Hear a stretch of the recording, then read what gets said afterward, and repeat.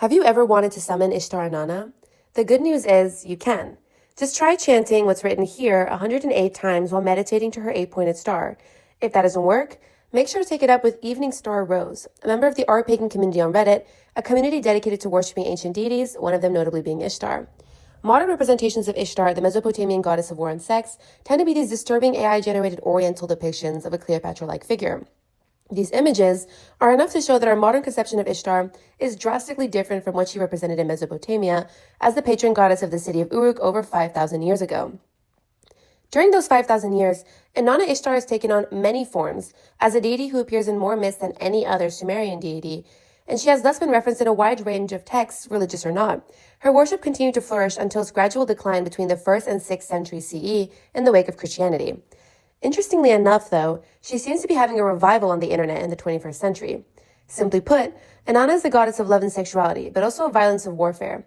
So why, thousands of years later, are people on Reddit claiming that she, quote-unquote, loves dark chocolate, enjoys pretty flowers, and might even want you to have sex as an offering to her? In this video, I'm going to explore who Inanna actually was, how some modern people claim to be worshipping her, how accurate this is, and what this transformation says about the way we interact with ancient deities today. Firstly, let me introduce you to one of the most trusted and reliable sources on the internet, Reddit. Specifically, Our Summer, a Reddit page dedicated to worshipping Inanna. Before looking at everything that's been said, it's important to think about the context of worshipping Inanna in our day and age, a practice also known as modern paganism, which is based on the revival and renewed worship of ancient religions. This, of course, comes with a wide range of problems, mainly linked to the extensive amount of available knowledge on the internet regarding certain gods/goddesses, which is all up for personal interpretation. In our case, there's even a term for this, which is known as the unverified personal gnosis, which refers to spiritual insights or beliefs gained through personal experience that cannot be substantiated by traditional texts. This tends to form the basis of the Reddit post regarding worshipping Inanna that we will see. The very first post regarding Inanna made 6 months ago asks, "Drawn to the worship of Inanna Ishtar, how can I do so correctly and respectfully?" Which is a pretty solid question to which members of the community gave us a step-by-step on how one could go about communicating/worshipping Inanna, which essentially involves making a shrine. As far as actual offerings go, one very serious user asks, "What about making love? I've heard this is part of her worship." I'm not joking, by the way. This question comes up a lot and typically gets flagged as NSFW. I would also like to draw your attention to number 8 and 9 here. One very educated answer to this question from the Discord mod in charge of this entire thread says what scholars debate on regarding sacred prostitution. There is no clear evidence that temples operated like modern brothels. This idea largely comes from later Greek and Roman writers who misunderstood, or rather intentionally distorted Mesopotamian practices.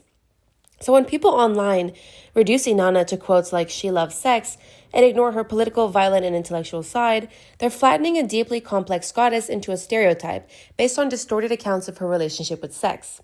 The topic of sex in regards to Inanna seems to be the elephant in the room in each subreddit, with every user alluding to dedicating sex to her as an offering.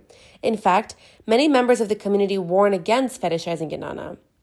But ultimately, most users say that it's up to you what you do or don't offer, indicating that each person has a personal dialogue with Inanna and can test the waters for what she does or doesn't accept.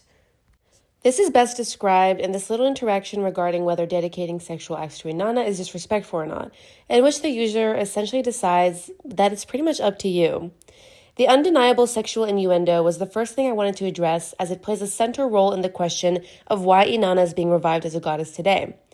As far as historic elements regarding Inanna go, there are mentions of her androgynous nature, which is a key trait of hers.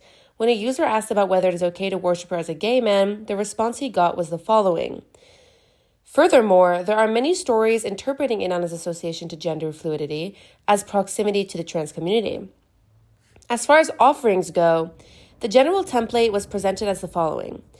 Parts of this are grounded in real Mesopotamian practice, but the passage as a whole is not historically reliable as written. This is modern spiritual advice and not how temples in Mesopotamia function. It's essentially a modern reinterpretation built on fragments of real tradition, which characterizes this entire Reddit thread. This brings us to the vastly historically inaccurate portion of the video, which I will start off with the following comment in the thread, which literally says, "I don't know anything about Mesopotamian culture, and the truth is, you don't need it," which is essentially the whole problem. Amongst the things that this user then goes to suggest are that Inanna loves dark chocolate, which the Mesopotamian actually didn't have. Another member suggests that she loves lilies and her favorite numbers are 25 and 60. Throughout these threads, many different websites are referenced as supposed sources, the main one being the Gnostic Temple of Inanna. This website does include texts from the sacred marriage ceremony and other poems, which are mentioned as sources, although quite distorted and used for the user's purpose. They describe themselves as not being a half-baked, pseudo-pagan group for touchy-feely New Agers. This corpus of text is also mentioned, the ETCSL, which seems to be the most reliable source to date. The mentions of the sacred marriage ritual are, however, often used to show that she does, quote-unquote, enjoy sexual offerings without discussing the context or the purpose of the ritual, which has been said by scholars to be for the king to reaffirm his legitimacy on the throne. This is one such example of distortions of ancient texts for the purposes of modern worship, which does mainly center sex over any of Inanna's other domains, such as war/battle. In fact, there is no mention of any of Inanna's powers outside of the realm of sex, love, and vaguely marriage. This plays into Inanna's appeal to the neo-pagan community. She is an obscure, incredibly old goddess who is the topic of a great deal of debate even for scholars. Her associations to sex and androgynous figures are specifically appealing today, as these are relevant topics in today's political and cultural climate, making Inanna the perfect candidate for this sort of worshipping. All in all, this kind of personalization is very common in modern paganism, where deities are reshaped to fit individual emotional and psychological needs rather than historical reality. Ishtar becomes less of a political cosmic power and more of a kind of divine best friend, lover, life coach, and aesthetic inspiration board. In ancient times, Inanna was a goddess of contradiction: love and violence, creation, destruction, beauty, terror, sex, and war. On Reddit, she becomes something else entirely: a personal muse, a sensual protector, an aesthetic, a lifestyle. Her transformation says less about who she was and more about what people need today.